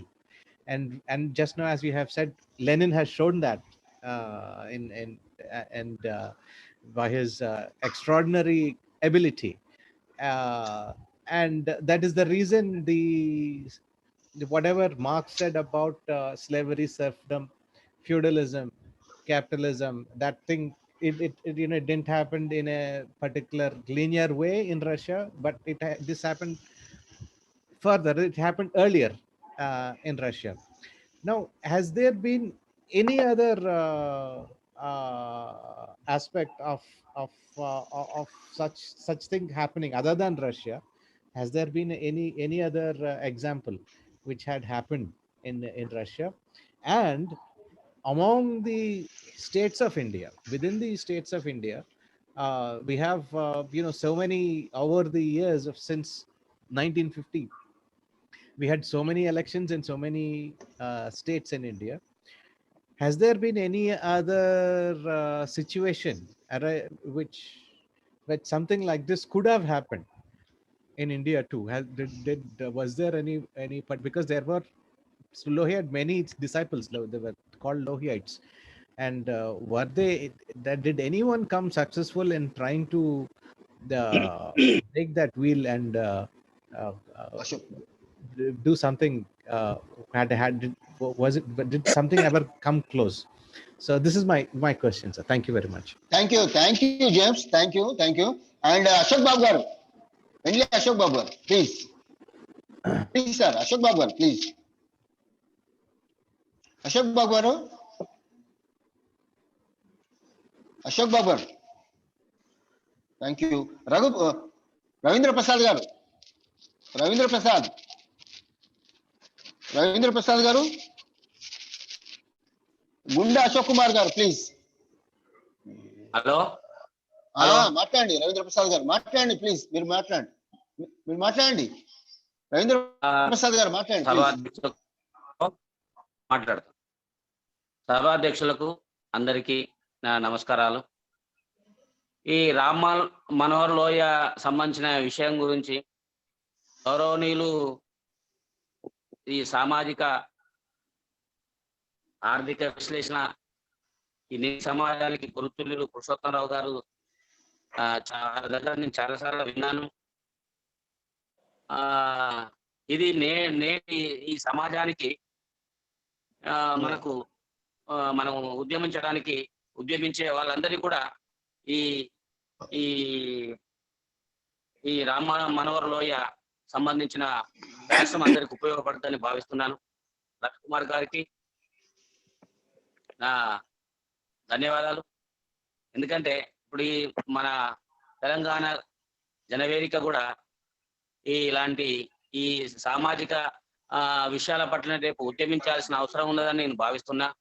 ఇది తెలంగాణతో పాటు ఈ భారతదేశానికి కూడా ఇది అన్వయించి నేడు నడుస్తున్న పోకడలను అడ్డుకట్ట వేయడానికి ఈ సోషలిస్ట్ విధానమే శరణ్యం అనే దాన్ని మనం తీసుకురావాల్సిన అవసరం మన పైన ఉందని నేను భావిస్తున్నా. ఇది ఈ స్ట్రగుల్లో మనం ముందుకు తీసుకుపోవాల్సిన అవసరం మన పైన ఉంది. దీన్ని అత్యంత శక్తివంత ఆయుధంగా ఇది ఉపయోగపడుతుందని నేను భావిస్తున్నాను. అందరికీ ధన్యవాదాలు. Thank you Ravindra Prasad garu. Thank you. ఇప్పుడు పెళ్లి అశోక్ బాబు గారిని. Ashok Babu garu please. Thank you doctor Srinivas garu. Thank you. ముఖ్యంగా రామ్ సార్ కు ధన్యవాదాలు. ఇవాల్టి స్పీకర్ డాక్టర్ రఘుకుమార్ గారు రామ్ మనోహర్ లోహియా గురించి చెప్పిన అంశాలను, అంటే ఇక్కడ తెలంగాణ జనవేదికకు అప్రోప్రియేట్ డిస్కోర్స్. ఎందుకనంటే మన బ్యానర్లో మహనీయులు అటు మార్క్స్, గాంధీ, అంబేద్కర్, పురుషోత్తం రావు సార్, అంటే స్పిరిచువల్ బెంట్ ఆఫ్ మైండ్. ఈ నేపథ్యంలో మనం ఇదంతా వీళ్ళు ఏదైతే మనకు అందించిన జ్ఞానం ఏదైతే ఉన్నదో పుస్తక రూపంలో కానీ వాళ్ళ రచనలు ఇవన్నీ సమగ్రంగా అధ్యయనం చేసి ఇప్పుడున్న మార్కెట్ ఎకానమీలో మన ఇండియాకు తెలంగాణలో ఫస్ట్ ఒక పైలట్ ప్రాజెక్టుగా మనం ఇక్కడ ఒక ల్యాబొరేటరీగా, సోషల్ ల్యాబొరేటరీగా తయారు చేయాల్సిన ఆవశ్యకత ఉన్నదని తెలియజేస్తూ నాకు ఈ అవకాశం ఇచ్చినందుకు ధన్యవాదాలు. థ్యాంక్ యూ అశోక్ బాబు గారు. Thank you sir. ఇప్పుడు ప్రవీణ్ సాగర్ గారు. ప్రవీణ్ సాగర్ ప్లీజ్. ప్రవీణ్ సాగర్ ప్లీజ్. ప్రవీణ్ సాగర్ గారు. Good evening sir. Good evening to everyone. Yeah please. ముఖ్యంగా ఈరోజు socialism in contrary to Ram Manohar Lohia గారి స్టాండ్ పైన చాలా అద్భుతంగా రఘుకుమార్ గారు తన స్పీచ్ లో చెప్పారు. యాక్చువల్ గా మాలాంటి లెర్నర్స్ పొలిటికల్ సిస్టమ్ గురించి వచ్చినప్పుడు front line leaders Mahatma Gandhi, Netaji Subhash Chandrabose, Nehru లాంటి వాళ్ళ గురించే మనకి ఎక్కువ బుక్స్ లో కానీ బయట ఎక్కడ కానీ ప్రతి మీటింగ్ లో థియరీ ఎక్స్ప్లెయిన్ చేయడం జరుగుతుంది, ఏం జరిగింది ఫ్రీడమ్ ఫైటర్ మూవ్మెంట్ లో. ఇక్కడ రామ్ మనోహర్ లోహియా గురించి అక్కడక్కడ డీప్ గా లేకుండా అక్కడక్కడ వినపడుతుండేది.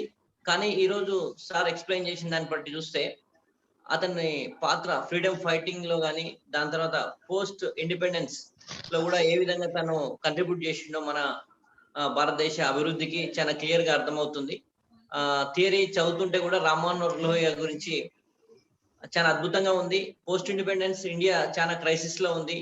రీయూనియన్ ఆఫ్ 650 ప్రిన్స్లీ స్టేట్స్ ని కలిపేదో దాంట్లో రామ్ మనోహర్ లోహియా గారి స్టాండ్ ఇనిషియల్ గా ఉంది. దాని తర్వాతనే సర్దార్ పటేల్ గారు దాన్ని టేక్ ఓవర్ చేసినట్టుగా ఉంది ఆ సబ్జెక్ట్ ని. అంతే ఫ్రీడమ్ మూవ్మెంట్ లో కూడా 1940 క్విట్ ఇండియా, 1942 క్విట్ ఇండియాలో front line leaders Mahatma Gandhi, Nehru లాంటి వాళ్ళు జైల్లో వెళ్తే దాన్ని ఆ జైల్లో ఉన్న పీరియడ్ ని, ఆ గ్యాప్ ని ఫిల్ చేయడానికి రామ్ మనోహర్ లోహియా వాళ్ళు స్టాండ్ తీసుకొని ఫ్రీడమ్ ఫైటింగ్ మూవ్మెంట్ లో చాలా అద్భుతంగా వాళ్ళు ఫ్రంట్ లైన్ లో నిలబడి చేసిన విషయాన్ని థియరీస్, హిస్టరీ చెప్తుంది. వారు అలాగే సోషలిజం పైన, తర్వాత ఇండియాలో ఉండే కల్చర్ పైన, తర్వాత మార్క్స్, గాంధీ సిద్ధాంతాల పైన వారు రాసిన బుక్స్ చాలా ప్రామినెంట్ బుక్స్ లాగా ఇక్కడ మనకు అవైలబుల్ డేటాలో తెలుస్తుంది. దాంతో పాటు సార్ ఇచ్చిన ఇవాళ గొప్ప స్పీచ్ నాకు ఇన్స్పైరింగ్ గా ఉంది. అలాగే ఈ ప్రోగ్రామ్ ని కండక్ట్ చేసిన రామన్నకు, తర్వాత అధ్యక్షుల వారికి శ్రీనివాస్ గారికి, హైదరాబాద్ జనవేదిక సభ్యులకు, మిగతా స్టేట్ వైడ్ తెలంగాణ జనవేదిక సభ్యులందరికీ ధన్యవాదాలు. Thank you. Thank you Praveen Sagar garu. Thank you Praveen Sagar గారు. ఇప్పుడు గుండా అశోక్ కుమార్ గారు. గుండా అశోక్ కుమార్ గారు ప్లీజ్. సార్ రవికుమార్ సార్కి మరియు సార్ రవికుమార్ సార్కి మరియు మిత్రులందరికీ నమస్కారాలు సార్. ఒక ముఖ్య విషయం సార్, మనం సామాజిక శాస్త్రాలని మరియు ఫిజికల్ సైన్సెస్, న్యాచురల్ సైన్సెస్ ఎట్లయితే చదువుతున్నామో సామాజిక శాస్త్రం కూడా అలాగే చదవడం వల్ల కొన్ని సమస్యలు వస్తున్నాయో అనిపిస్తుందండి. సామాజిక శాస్త్రాల్లో ఎవరు ఎంత ఆలోచించి ఎంత దార్శనికతోటి ఆలోచించి చెప్పినా కూడా ఆ విషయాలు కాలక్రమంలో జరగవచ్చు, జరగకపోవచ్చు. అయితే ఆ వ్యక్తుల యొక్క గొప్పతనాన్ని మనం అర్థం చేసుకోవాలన్నప్పుడు కేవలం వాళ్ళు ప్రజలందరూ కూడా సమాజం మొత్తం కూడా బాగుండాలి అన్నట్టు ఆకాంక్ష చేపట్టే వాళ్ళందరినీ మనం గౌరవిస్తున్నాం సార్. అయితే ఈ సామాజిక పరిణామ క్రమంలో వాళ్ళ విషయాలు చాలా జరగకపోవచ్చు. దీని అందరికి కారణం బహుశా మనం అవుతుందని చెప్పి నాకు అనిపిస్తుంది సార్. ఏదేమైనప్పటికీ సార్, రవికుమార్ గారు చాలా అద్భుతమైన ఉపన్యాసాన్ని, చాలా విషయాలు రామ్మోహన్ గురించి చెప్పడం జరిగింది. ధన్యవాదాలు సార్. అందరికీ మీ అందరికీ కూడా ధన్యవాదాలు sir. Thank you sir. Thank you గుండా అశోక్ కుమార్ గారు. ఇంకెవరైనా క్వశ్చన్లు అడిగే వారు ఎవరైనా ఉన్నారా? ప్లీజ్, ఇంకా క్వశ్చన్స్ ఏమైనా అడుగుతారా? Raise your hands please. ఎవరైనా క్వశ్చన్లు అడిగేవారు ఉన్నాయంటే మీ చెయ్యి దాని మీద ఎత్తండి ప్లీజ్, స్క్రీన్ మీద. ఓకేనా సార్? ఇప్పుడు డాక్టర్ రవికుమార్ గారు ప్లీజ్ సార్, మీరేమన్నా వాటికి ఆన్సర్స్ ఏమైనా చెప్తారా? Please sir. షూర్ అండి. ఎక్కువసేపు టైం తీసుకోను, ఒక 5 minutes ప్లీజ్. ముందు నేను నా గురించి చాలా ప్రేమగా మాట్లాడినటువంటి అనేక మంది ఫ్రెండ్స్ కి, లక్ష్మీ ప్రసాద్, జేమ్స్ ప్రసాద్, అలాగే అశోక్ బాబు, రవీంద్ర ప్రసాద్, ప్రవీణ్ సాగర్, గుండా అశోక్, అందరికీ ముందు థ్యాంక్స్ చెప్తూ, అలాగే నరసింహారెడ్డి గారు, ప్రొఫెసర్ రంగారావు గారు, ప్రొఫెసర్ సుధాకర్, మధుసూదన్ రెడ్డి గారు. అయితే ఒక 2 విషయాలు ఇందులో మధ్యలో వచ్చాయండి. ఏంటంటే, ఒకటి సర్ప్లస్ వాల్యూని అది అంత ఎగ్జాక్ట్ గా తీసుకోక్కర్లేదు, దాన్ని మోరల్ అండ్ ఎథికల్ థియరీగా తీసుకోవాలి అనేటువంటి మధుసూదన్ రెడ్డి గారి యొక్క సజెషన్ అయితే ఉందో అది అబ్సల్యూట్లీ కరెక్ట్ అండి. ఎందుకంటే ఆ సజెషన్ బేస్ గానే నేను కూడా చాలా సార్లు ఆ మార్క్సిస్ట్ థియరీస్ చదివాను. మధుసూదన్ రెడ్డి గారు చెప్పినది 100కి 100 కరెక్ట్. అది మరీ ఎగ్జాక్టింగ్ సైన్స్ లాగా తీసుకోకుండా దాన్ని ఒక మోరల్ అండ్ ఎథికల్ ప్రపోజిషన్ లాగా అక్యుములేషన్ ఆఫ్ సర్ప్లస్ ని తీసుకోవాలనేటువంటి మాట 100% కరెక్ట్. నేను మీతో ఏకీభవిస్తున్నాను. రెండవది, ఈ టెక్నాలజీ గురించి, దీని గ్రోత్ గురించి ఏమన్నా ఆలోచించారా, దీని పాసిబిలిటీస్ ఊహించారా? ఎందుకంటే మాకు కొంత విజువలైజ్ చేశారు అన్నారు.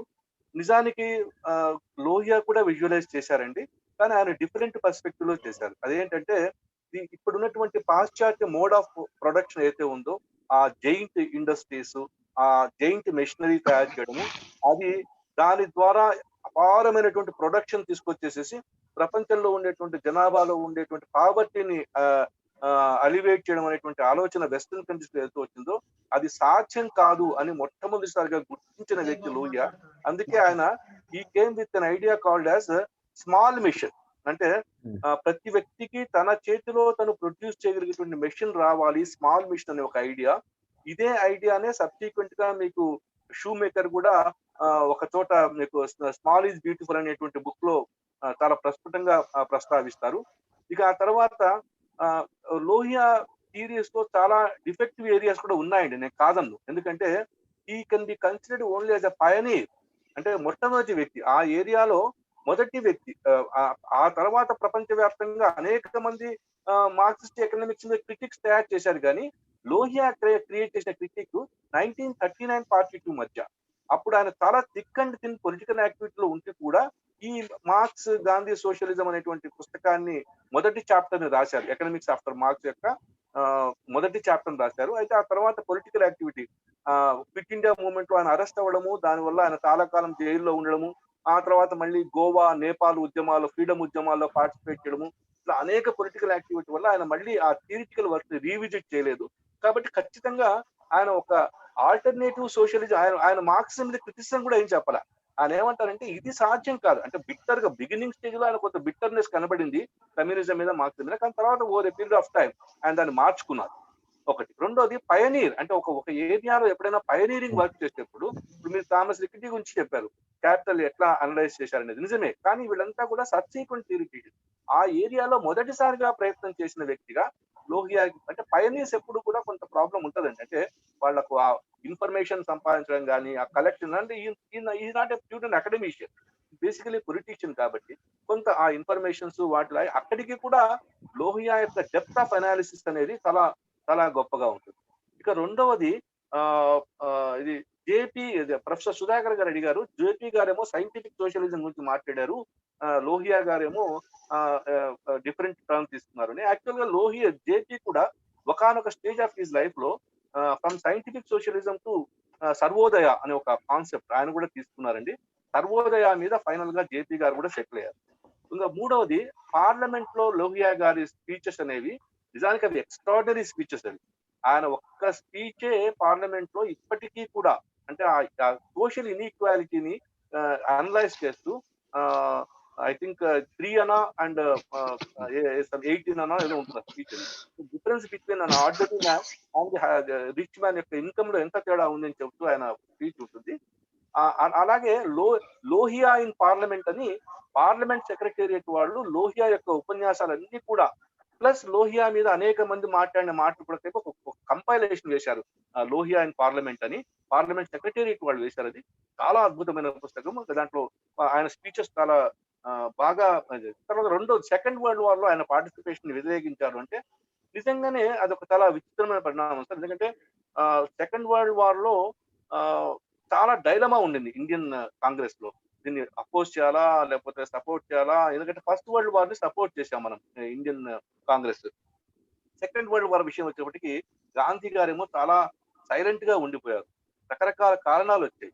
అప్పుడు సమ్వేర్ అరౌండ్ 1940s నుంచి గాంధీ గారు సీరియస్ గా ఆలోచించడము, 42లో క్విట్ ఇండియా మూవ్మెంట్ కాల్ ఇవ్వడము, ఆ తర్వాత ఆ ఫార్ములేషన్ లో ఇండియన్ సోషలిస్టులు అంటే ఈ లోహియా, మన ఇంకొక వాళ్ళ ఫిలాసఫర్ ఉన్నారు, ఆయన, వీళ్ళంతా కూడా చాలా కాంట్రిబ్యూట్ చేస్తారు ఆ ఏరియాలో. ఆ తర్వాత క్విట్ ఇండియా మూవ్మెంట్ ని అత్యంత సక్సెస్ఫుల్ మూవ్మెంట్ గా తీసుకెళ్లడంలో కూడా ఇండియన్ సోషలిస్టులు చేసిన పాత్రే ప్రధానమైన పాత్ర. ఎందుకంటే అప్పటికి ప్రధానమైన కాంగ్రెస్ లీడర్స్ అంతా కూడా జైలుకి వెళ్ళిపోయారు క్విట్ ఇండియా మూవ్మెంట్ మొదటి టైంలోని. ఆ తర్వాత ఇదంతా కూడా ఈ లోహియన్సే చాలా ఎక్కువ బాధ్యత ఇస్తున్నారు, లోహియా, జేపీ అండ్ అదర్స్, వీళ్ళే చాలా ఎక్కువ ఇది తీసుకున్నారు. అట్లాగే మనకు ఇండియాలో వచ్చేప్పటికీ ఆచార్య నరేంద్రదేవ్, ప్రొఫెసర్ నరేంద్రదేవ్ గారు కానివ్వండి, జేపీ గారు కానివ్వండి, అలాగే అశోక్ మెహతా కానివ్వండి, ఈ ఇండియన్ సోషలిజం అనేటువంటి కాన్సెప్చువలైజేషన్ విషయంలో వాళ్ళందరూ కూడా చాలా కాంట్రిబ్యూషన్స్ ఉన్నాయి. వాళ్ళందరి అయితే అందరూ కూడా ఒప్పుకున్న ఒక కామన్ థింగ్ ఏంటంటే లోహియా యొక్క కాంట్రిబ్యూషన్ అనేది చాలా ఒరిజినల్ కాంట్రిబ్యూషన్, చాలా విభిన్నమైన కాంట్రిబ్యూషన్ అని చెప్పేసి ఒప్పుకుంటారు. సో విత్ దిస్, ఎందుకంటే ఇది చాలా లాంగర్ డిస్కషన్, మళ్ళీ మనం ఎప్పుడో సమయము అవకాశం ఉన్నప్పుడు దీని గురించి మళ్ళీ ఇంకొన్ని విభిన్నమైన కోణాలు మాట్లాడుకునే అవకాశం ఉంటుంది. Sir, James asked you two questions, no sir? James asked you 2 questions. James sir, please. So I was asking you about the chakra system and how it can be broken through the human will, and how Lenin showed it could happen, and what could be the parallel to it. Is there any other parallel to Russia in any other nation has done it? And also sir, please sir, in any other Indian state lo mano chusama adi in that something like that happening across for past 50 years, because there have been so many Lohia disciples. Has there any attempt like that did it happen in the political economy? So అంటే practical గా చెప్పాలంటే sir, ఇప్పుడు Marxist థియరీలో చాలా innovative personalities వచ్చాయి చాలా చోట్ల. Lenin కానివ్వండి, ఇటువైపు చైనాలో మావో కానివ్వండి, వాళ్ళు ఒక డిఫరెంట్ యాక్టివిటీ తీసుకున్నారు.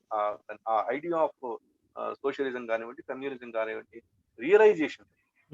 ఇండియాలో వచ్చేప్పటికి లోహియా గ్రీవెన్స్ ప్లస్ లోహియన్స్ యొక్క చాలా మంది కూడా దాని విషయంలో ఫెయిల్ అయినారు. ఎందుకంటే ప్రధానంగా కారణం ఏంటంటే మన భారతదేశంలో లోహియా ఎంటర్ అయ్యడానికి మనం ఒక 100 ఏళ్ల యాంటీ కొలోనియల్ ఫైట్ చేస్తున్నాం. సో సొసైటీ మొత్తం కూడా ఒక రకంగా చెప్పాలంటే ఒక లాంగ్ ఫైట్ తర్వాత ఒక కొంత విశ్రాంతి కోరుకుంటున్నట్టు నాకు అనిపిస్తుంది. ఇది నా రీడింగ్ మాత్రమే. ఇది ఎవరు చెప్పిన రీడింగ్ కాదు, నేను సొంత ఇన్పుట్ తో చెప్తున్నాను. ఒక 100 ఏళ్ల 150 ఏళ్ల యాంటీ కొలోనియల్ ఫైట్ తర్వాత 1950s లో ఫ్రీడమ్ వచ్చే నాటికి ఒక రిలాక్స్డ్ అట్మాస్ఫియర్ పొలిటికల్ ఏరియాస్ లో కానివ్వండి, ఇంటెలెక్చువల్ ఏరియాస్ లోని కనబడింది. Plus majority of the people ఏంటంటే కొంతకాలం పాటు డెవలప్మెంట్ గురించి ఆలోచిద్దాం అనేటువంటి ఒక ప్రాసెస్ లోకి వెళ్ళిపోయారు. దానివల్ల majority of the left thinkers కూడా ఈ 5 years ప్లాన్ కానివ్వండి, reconstructing the Indian society in terms of development progress కానివ్వండి ఆలోచిస్తున్నారు. ఆ టైంలో లోహియా యొక్క ఈ సోషలిజం అనే కాన్సెప్ట్ డీపర్ గా పీపుల్ లోకి వెళ్ళలేకపోయింది ఒకటి. రెండవది మెజారిటీ ఆఫ్ ది లోహియన్స్ కూడా, అంటే ఇది ఇండియాలో చాలా చోట్ల ఉందండి ఈ ప్రాబ్లం. అంటే ఒక గురు ఒక గురువు అంటే ఒక టీచర్, ఒక ప్రీచర్ కి ఆయన శిష్యులకి మధ్య ఉండే గ్యాప్ ఇండియాలో కనబడినంత ప్రామినెంట్ గా మనకు ప్రపంచంలో ఎక్కడ కనబడదు. అందువల్ల ఏమైపోయిందంటే లోహియాని అసలు అర్థం చేసుకున్న వాళ్ళు ఎంతమంది, ఆయన చుట్టుపక్కల ఉన్న వాళ్ళు కూడా ఆయన్ని ఒరిజినల్ థింకర్ అంటారు, చాలా గ్రేట్ థింకర్ అంటారు, చాలా ప్రోగ్రెసివ్ థింకర్ అంటారు, డిఫరెంట్ థింకర్ అంటారు. కానీ యాక్చువల్ గా లోహియాని ఎంతమంది అర్థం చేస్తున్నారు అనేది పెద్ద ప్రశ్న. అందువల్ల ఏంటంటే లోహియా గురించినటువంటి సీరియస్ స్టడీ అనేది జరిగితే చాలా మంచిది. అది ఇప్పటికీ కూడా అతని యొక్క థియరీలో ఇండియాని ఒక బెటర్ సోషల్ కన్స్ట్రక్షన్ తీసుకెళ్లేటువంటి అవకాశాలు చాలా ఉన్నాయి. ఎందుకంటే ఆయన ఈ ఎక్స్ట్రీమ్ స్పిరిచువలిజం ఆఫ్ గాంధీని దూరం పెడతారు. అట్లాగే extreme materialism of western theories like Marxism వాటిని కొంచెం పక్కన పెడతారు. He tries to get a balance out of all this. So this is in fact Lohians have failed, అదే చెప్పాలి. Thank you for filling this important gap. Thank you James, thank you. ఇప్పుడు ఉదయ్ భాన్ రావు గారు please. Uday Bhan రావు గారు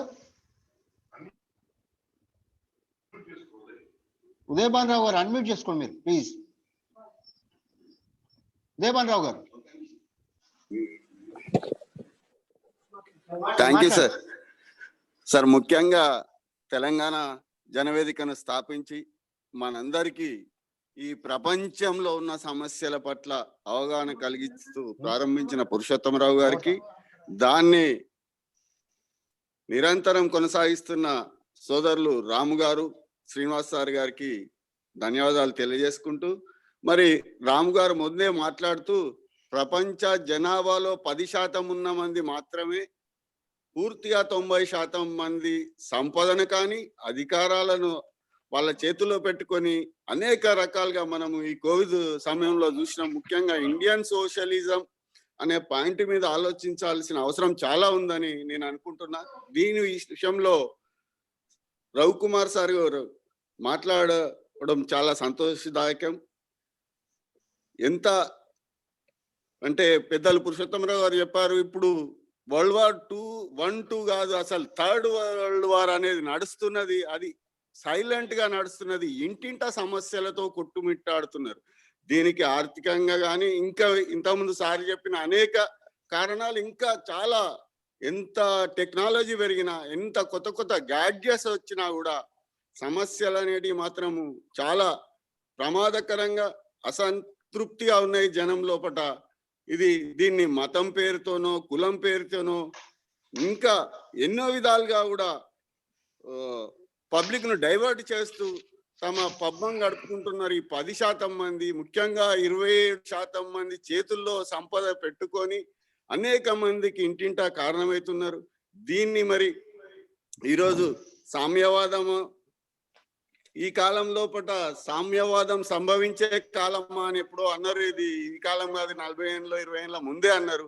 అయినా కూడా మా రాము, మనం అనుకుంటాము ప్రాఫెట్ మహమ్మద్ ఆ రోజు ఉన్న అధికారానికి వ్యతిరేకంగా మంచి సూక్తులు చెప్తే, యేసు ప్రభు ఆ రోజు సిలువెక్కితే సమాజం కోసం, అదే విధంగా మహాత్మా గాంధీ గారు కానీ, ఇంకా ఎప్పటికో పోతే మన వేదాలలో పోతే శ్రీకృష్ణుని దగ్గర నుంచి అందరూ కూడా జరుగుతున్న అన్యాయాలకు వ్యతిరేకంగా అయినట్టు మా రాము కూడా చరిత్రలో నిలుస్తాడని, వారికి మా శ్రీనివాస్ సార్ గాని, వేదిక గాని, తెలంగాణ జనవేదికే ప్రపంచానికి దిశ చూపెడుతుందని నమ్మకంతో రఘుకుమార్ గారికి మరొకసారి ధన్యవాదాలు తెలియజేస్తూ ముగిస్తున్నా. Thank you very much sir. Thank you Udayabhan Rao garu. Thank you sir. Thank you Udayabhan garu. ఇప్పుడు ఉమామహేశ్వర రెడ్డి గారు ప్లీజ్ 1 minute లో కంక్లూడ్ చేయండి. ఉమామహేశ్వర రెడ్డి గారు, తర్వాత మనోజ్ రెడ్డి గారు ప్లీజ్ లైన్ లో ఉన్నాడు సార్. ఉమామహేశ్వర రెడ్డి గారు. ఉమామహేశ్వర రెడ్డి గారు, యా ప్లీజ్. రామన్నకి నమస్తే, శ్రీనివాస్ గారికి, అధ్యక్షులు గారికి నమస్కారం, రఘుకుమార్ గారికి సార్ నమస్తే సార్. రామ్ మనోహర్ లోహియా గారి గురించి వీళ్ళ సోషలిజం టాపిక్ పెట్టినాక చాలా మంచిగా అనిపించినది. రామ్ మనోహర్ లోహియా గారి గురించి, మహాత్మా గాంధీ గురించి నేను ఎక్కువ మటుకు స్కూల్ డేస్ తర్వాత విన్నానంటే ఎడ్యుకేషన్ డేస్ తర్వాత సార్ దగ్గరనే, పురుషోత్తమరావు సార్ గారి దగ్గర. పురుషోత్తమరావు సార్ గారి దగ్గర గత 15 ఏళ్ల నుంచి వీరందరి గురించి, మహానుభావుల గురించి వినడము, వాళ్ళ సిద్ధాంతాల గురించి తెలుసుకోవడం జరిగింది. కానీ మహాత్మా గాంధీ సిద్ధాంతాలను వినడము, చెప్పడమే కాకుండా సార్ పూర్తిగా పాటిస్తారని కూడా నేను చెప్పగలను. పురుషోత్తమరావు సార్ గారి లైఫ్ మాత్రం పూర్తిగా మహాత్మా గాంధీ గారి లైఫ్ స్టైల్, అంటే వారి ప్రిన్సిపల్స్ లైఫ్ స్టైల్ మీదనే నడుస్తుంది. అది మాత్రం నేను పూర్తిగా దగ్గరగా చూశాను. ఈవేళ రామ్ మనోహర్ లోహియా గారి గురించి కూడా చాలా తెలుసుకున్నాను. మేము పురుషోత్తమరావు సార్తో ఇంతకు ముందు రామ్ మనోహర్ లోహియా గారి ట్రస్ట్ లో హైదరాబాద్ మీటింగ్స్ కి కూడా అటెండ్ అయ్యాము. కుకుట్పల్లి దగ్గర ఇంకెక్కడనో జరిగాయి, నాకు ప్రాంత జ్ఞాపకం లేవు. చాలా సార్లు సార్తో వెళ్ళాము ఆ మీటింగ్స్ కి. ఇవాళ ఈ మీటింగ్ జరిగినందుకు, ఇట్లాంటి మీటింగ్స్ తెచ్చినందుకు చాలా కృతజ్ఞతగా ఉన్నది. రఘుకుమార్ గారు ఒక మంచి పాయింట్ చెప్పారు. ఇవాళ ఈ మన తెలంగాణకే కాదు, మన మొత్తం ప్రాంతానికి సార్ కూడా ఈ పాయింట్ అనేటివారు. వరంగల్ అనేది ఒక జ్ఞానపీఠం లాంటిది. అక్కడి నుంచి మేధావులు ఏదైతే పిలుపునిస్తారో అది చాలా దూరం దాకా వెళ్తుంది. ఈ టీజేవి కూడా మనది అట్లనే ఒక జ్ఞానపీఠం లాగా సక్సెస్ కావాలని కోరుకుంటూ మీ అందరికి ధన్యవాదాలు. థ్యాంక్ యూ ఉమామేశ్వర రెడ్డి గారు. ఇప్పుడు మనోజ్ రెడ్డి గారిని మాట్లాడాల్సింది. మనోజ్ రెడ్డి గారు సార్ 1 minute లో కంక్లూడ్ చేయండి సార్. మనోజ్ రెడ్డి గారు ప్లీజ్. పెద్దలు మా గురువు గారు పురుషోత్తమరావు గారికి నమస్కారాలు తెలుపుకుంటూ, అసలు ఈ తరం నాయకులకు రామ్ మనోహర్ లోహియా అనే పేరు కూడా తెలియదండి. అట్లాంటి మహోన్నతమైన వ్యక్తిత్వం గల నాయకులు వారు. కేవలం ఈ రోజు రామ్ మనోహర్ లోహియా గురించి మాట్లాడడం, ఈ మీటింగ్ లో మనం ఒక మెయిన్ టాపిక్ లా పెట్టుకుని పెద్దలు రఘుకుమార్ గారిని పిలవడం, అసలు మన సార్ ఆధ్వర్యంలో, రామన్న ఆధ్వర్యంలోనే ఇట్లాంటి కొత్త వ్యక్తిని మనం తలుచుకోవడం జరిగింది ఈ రోజు. కాబట్టి రేపు రాబోయే భావితరాలకు రామ్ మనోహర్ లోహియా ద్వారా ఎంతో తెలియజేయవలసిన అవసరం ఉంది అని తెలుసుకుంటూ సెలవు తీసుకుంటున్నాను. అందరికీ నమస్కారం. థ్యాంక్ యూ మనోజ్ రెడ్డి గారు. Thank you sir. పాల్గొన్న వారికి అందరికీ కూడా తెలంగాణ జనవేదిక జూమ్ ఆన్లైన్ మీటింగ్ కు విచ్చేసి పాల్గొన్నటువంటి ఈ కార్యక్రమంలో భారతదేశంలో సామ్యవాదం కోసం డాక్టర్ రామ్ మనోహర్ లోహియా సేవలు అనేటువంటి అంశం మీద కీలక ఉపన్యాసాలుగా మేము పిలవగానే విచ్చేసి, వారు కీలక ఉపన్యాసాలుగా డాక్టర్ ఏ రఘుకుమార్ గారు వారి యొక్క సమయాన్ని వినియోగించి మాకు కేటాయించినందుకు వారికి మా తెలంగాణ జనవేదిక తరఫున ప్రత్యేకమైనటువంటి ధన్యవాదాలు సార్. అదేవిధంగా ఈ కార్యక్రమంలో ఈనాటి మీటింగ్ లోపల పాల్గొన్నటువంటి మధుసూదన్ రెడ్డి గారికి, నర్సువారెడ్డి గారికి, ఎంవి రంగారావు గారికి, ప్రొఫెసర్ సుధాకర్ గారికి, డాక్టర్ లక్ష్మీప్రసాద్ గారికి, జేమ్స్ ప్రశాంత్ గారికి, రవీంద్ర ప్రసాద్ అండ్ గుండాల అశోక్, డాక్టర్ పెళ్లి అశోక్ బాబు గారికి, ఇతర ప్రవీణ్ సాగర్, ఇతర మిత్రులందరికీ కూడా పేరు పేరున ధన్యవాదాలు తెలియజేసుకుంటూ ఈనాటి ఈ కార్యక్రమం ఇంతటితో ముగుస్తుంది. వచ్చే వారం ఇంకొక టాపిక్ తో కలుసుకుంటామని ఇంతటితో ఈ కార్యక్రమం ముగుస్తుంది. అందరికీ నమస్కారము, సెలవు. అందరికీ నమస్కారం. Thank you so much. నమస్తే సార్. నమస్తే సార్. నమస్కారం సార్. నమస్తే అన్న. థ్యాంక్ యూ అన్న. ఉంటాను సార్. ఓకే అన్న, మాకు టైం ఎప్పుడు ఇస్తారా అన్న? ఎల్లుండి వస్తున్నాయి కదా. మా టైం ఇవ్వాలన్నా. Okay okay, sure sure. Doctor ఎడ్ల ప్రభాకర్, గుడ్ ఈవినింగ్, నమస్తే.